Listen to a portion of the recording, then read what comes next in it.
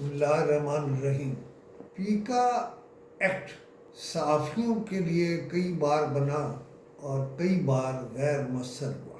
فروری 2022 کو وفاقی کابینہ سے الیکٹرانک کرائم کی روک تھام کے قانون 2016 میں آرڈیننس کے ذریعے ترامیم لانے کی منظوری دی گئی، جس میں فوج، عدلیہ اور دیگر سرکاری اداروں پر تنقید کرنے والوں کے لیے 5 سال کی قید تجویز کی گئی۔ سوشل میڈیا پر لوگوں کی عزتیں اچھالنے کو قابل تعزیر جرم قرار دیا گیا۔ 23 فروری 2022 کو عدالت نے حکومت کو پیکا قانون کی دفعہ 20 کے تحت گرفتاریوں سے روک دیا۔ 6 اپریل 2022 کو اسلام آباد ہائی کورٹ نے پیکا آرڈیننس کو کالعدم قرار دیا اور پھر 23 جنوری 2025 کو قومی اسمبلی نے پیکا ایکٹ کو منظور کر کے باقاعدہ قانون قرار دے دیا۔ ناظرین، اس کی لمبی داستان ہے اور لمبی باتیں ہو سکتی، لیکن کل وزیر اطلاعات جناب اطاعت عادل نے کہا کہ یہ قانون دراصل میڈیا کے تحفظ کے لیے ہے۔ اچھا، پارشلی میں ان سے اتفاق کرتا ہوں۔ اتفاق یہ ہے کہ ایک تو ہماری بہت بے عزتی ہو رہی ہے۔ ہر بندہ جس نے ہاتھ میں مائک پکڑ لیا ہے وہ ہاتھ میں مائک پکڑنا اپنا حق سمجھتا ہے۔ اس پر وہ اس وقت اخبار نویس یا میڈیا مین بھی بن جاتا ہے جب اس کی پکڑ ہوتی ہے۔ حالانکہ یہ درست بات ہے کہ وہ کل وقتی اخبار نویس یا میڈیا مین نہیں ہے۔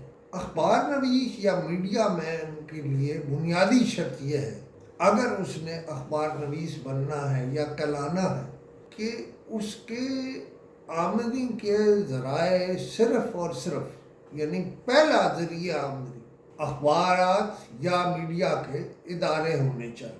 کل اخبار نویسوں نے اس قانون کو منظور ہوتے وقت یا لاتے وقت اس پر واک آؤٹ بھی کیا، انہیں کرنا چاہیے، لیکن انہوں نے اس پر کوئی واضح موقف اختیار نہیں کیا۔ صرف یہی کہا کہ ہم تحریک چلائیں گے۔ تحریک چلا کے پہلے سیاسی جماعتوں نے کیا کر لیا؟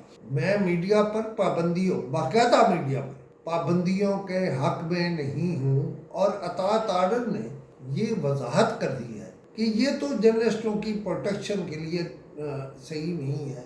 میں سمجھتا ہوں اطاعت عادل صاحب آدھا سچ اور آدھا کچھ اور کہہ رہے ہیں۔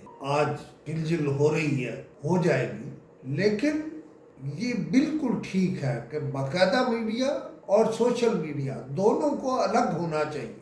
ہمارا سوشل میڈیا سے کیا تعلق ہے؟ وہ تو شوقیہ فنکار ہے، ہم تو شوقیہ فنکار نہیں ہیں۔ ہماری تو یہ ایک طرح سے مجبوری ہے۔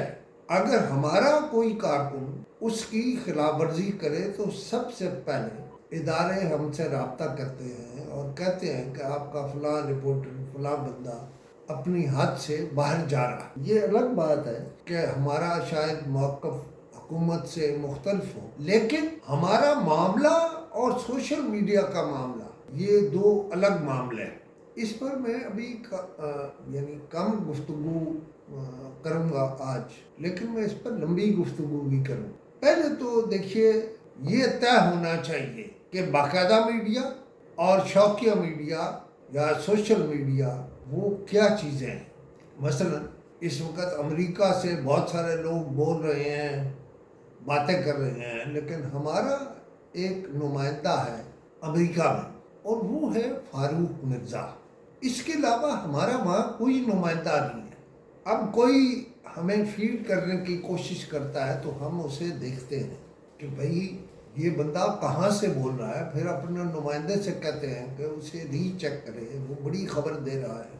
اس وقت وہ ہر بندے کا ایسے ہے جیسے وہ ٹرمپ کے ساتھ مائک لے کے کھڑا ہوا ہے، حالانکہ ایسا بالکل نہیں ہے۔ اطاعت عادل صاحب صرف تقریر نہیں کرے، وہ APNS CPNE کے دونوں گروپ PFUJ PUJ یعنی صحافیوں کی پیشہ ورانہ تنظیموں کو، اس میں پریس کلب نہیں ہے، وہ تنظیم نہیں ہے، انہیں دعوت دے، ان سے بات کریں اور رسا نکالیں۔ اور پہلی بات یہ ہے کہ میں سمجھتا ہوں کہ حکومت اور اداروں کو یہ اچھا موقع مل گیا کہ وہ ڈفرینشیٹ کر لیں ریگولر میڈیا میں اور شوقیہ یا یہ مائک اٹھا کر پھرنے والوں کو۔ ہم نے صحافت سیکھنے کے لیے، میری عمر اب 70واں سال شروع ہوئی، واضح ہے کہ اسی دست کی سیاحی کی ہے ہم نے۔ اور مجھے ایک اور بات ایسے ہی ضمنی بات ہے، یہ جو لوگ خود ہی اپنے طور پر لکھ لیتے ہیں نا سینئر سب ایڈیٹر، وہ ادارہ کہہ سکتا ہے کہ یہ سینئر یا نیوز ایڈیٹر۔ سینئر رپورٹر تو ہر بندہ جو کل سامنے آیا ہے اور وہ لکھتا ہے سینئر رپورٹر۔ او بھائی تجھے کس نے سینئر کہا ہے؟ کس نے تمہیں یہ لقب دیا ہے؟ کوئی تم نے ایوارڈ جیت لیا ہے؟ اور وہ بھی آپ کو کوئی ادارہ اجازت دے گا کہ آپ لکھو آپ سینئر ہو یا جونیئر ہو؟ ہر بندہ جو کسی حکیم کا انٹرویو کر رہا ہے وہ بھی اپنے آپ کو سینئر اینکر لکھتا ہے۔ اس کو روکنا ہوگا۔ کیسے؟ یہ تو آتا تارڑ صاحب یا PIO جناب مبشر حسن صاحب یا سیکرٹری انفارمیشن جانتے ہوں کہ کون سینئر ہے اور کس کو کیا لکھنا ہے۔ اچھا، اسی طرح ہمارے جو میڈیا کے پلاٹ ہیں وہ لینے کے لیے مثلا حکومت نے ایک طریقہ پکڑا ہوا کہ جی پریس کلب دیں۔ پریس کلبوں کا کیا تعلق ہے؟ اچھی چائے دیں، اچھی روٹی دیں، اخبار نویسوں کے لیے وہ ماحول فراہم کریں جس میں وہ چین اور سکھ سے رہیں۔ ان کا پلاٹوں سے کیا تعلق ہے؟ آپ یہ کام کیوں کر رہے ہیں؟